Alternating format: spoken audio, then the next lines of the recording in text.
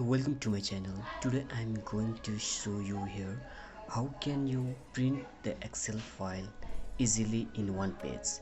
So if you have multiple data, then you can print it out in one page. So how can we print? You can see here, as you can see this. If I want to print this file,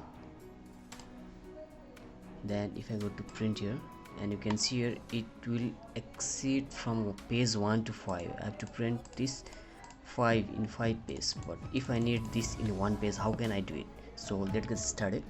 So for that, go to this Excel tab and copy this all. I have almost 226 rows, so I will copy it and then I will open Word.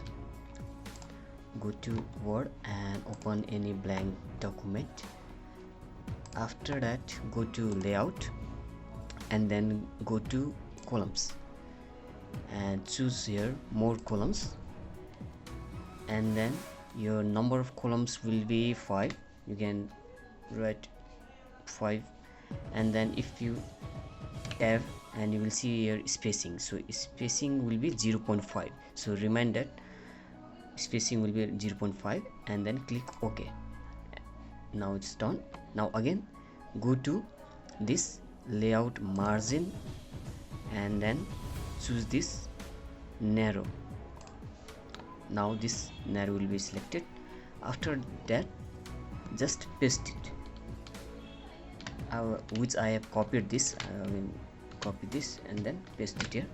Now you can see this order date and 2 to 5, almost all the data is captured in one page. So here something is missing, the border is missing here.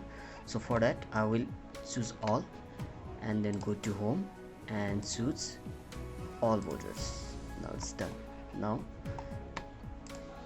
you can print it in one page. So these tips, I hope this will help you. So if you need like this videos every day, you can subscribe to my channel. So thank you so much for watching this video.